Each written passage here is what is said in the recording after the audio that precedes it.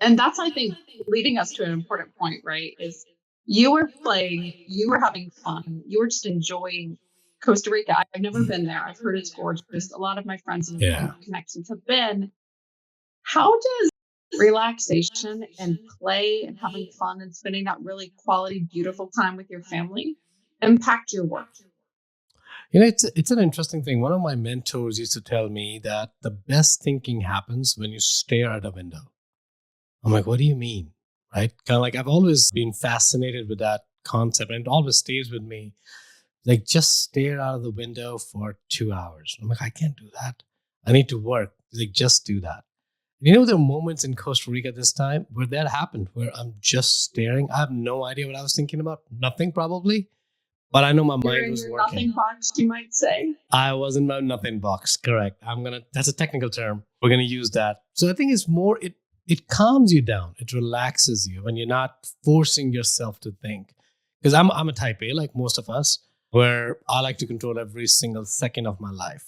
And it's fine. I'm not saying it's good or bad, but to be in that moment where I didn't necessarily have a whole lot to think actively. I had my family, which was fine. I had sun, I had beach, I had pool, I had drinks. I had just everything that was needed to be there, right?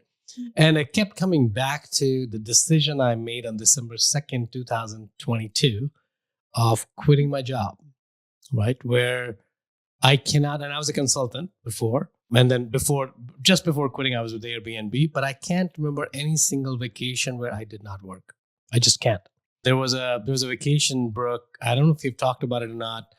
My family went to Disney World. We were gonna be in Orlando. Everyone thinks that's going to be a relaxing vacation. Relaxing But vacation. really knows behind the scenes. It's actually not relaxing. It's very stressful. My manager called me. He's like, "Can you go to Japan?" I'm like, I can't. There's like, we need you for one meeting for 20 minutes. I'm like, I don't think it's a good idea because I'm going to be with someone. He's like, I really need you there. Is there anything you can do? I'm like, sure.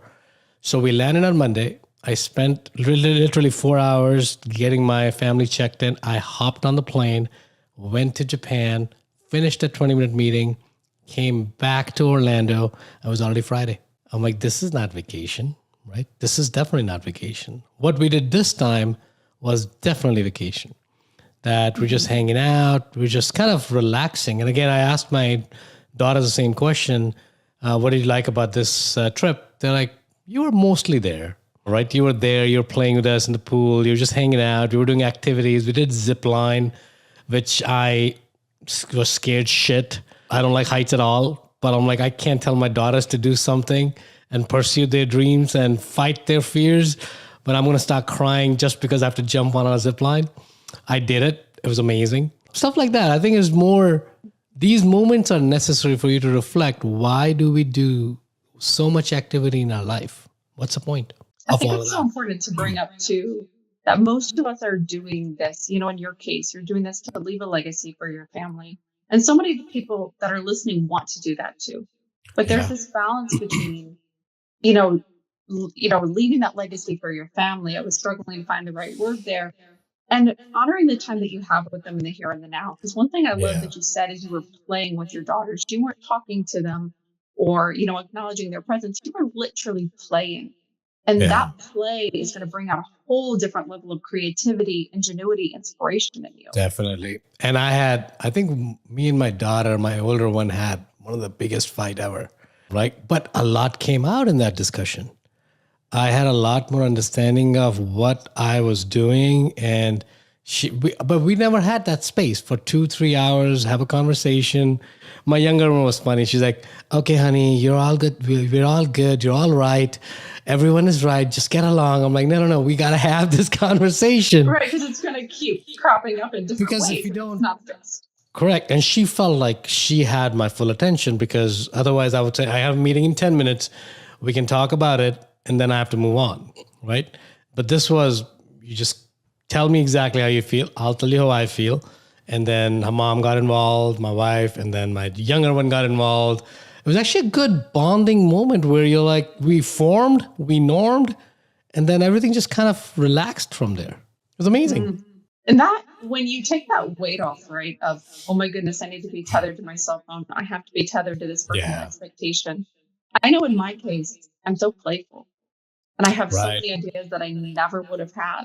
Does that translate to your industry and your businesses and the way that you're trying to move and grow? It does, right? Because I think we do capital raising and this education and all that good stuff that we've been doing on. It was a good time to really not have that pressure and rethink, why are we doing what we're doing for business? What was the reason why we started it? Because it's easy to start chasing deals, start chasing the next high, right? And whatever high. For me, the high is always, how many lives have I impacted, right? Or how much capital have we raised? Because that translates into how many students have we been able to sponsor.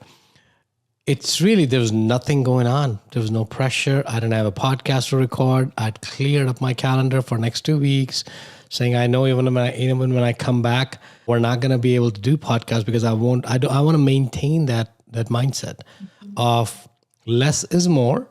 But what does that mean? That does not mean you relax for 22 hours a day. That means that whatever you're saying yes to has to materially move the needle for whatever your motive was.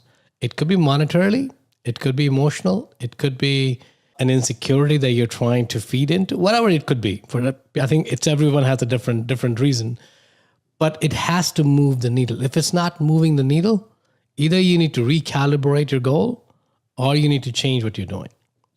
I think this is what these mini vacations, I call them, because it's literally gone for a week. Mini vacations give you that time to reflect. I don't take them too often. I don't. I should, but I don't. That was the whole reason for me to quit my job. But I think I've gotten more busy in my business now than I was at my job. No surprise.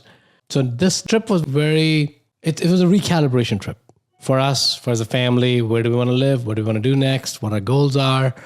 What do we really, really, really want to do? My daughter has told me that she's going to help me make $35,000 in stock market this year. I don't do stocks at all. For those of you listening, you know me. I hate that. But since she's bringing it up, I'm like, you know what? This is a learning moment. We'll learn it together. I don't even know where $35,000 is coming from. No idea. I'm like, do you have a seed cap? Yeah, I have $109 in my pocket. I'm like, perfect. Let's do that. It's going to be fun. It's going to be fun.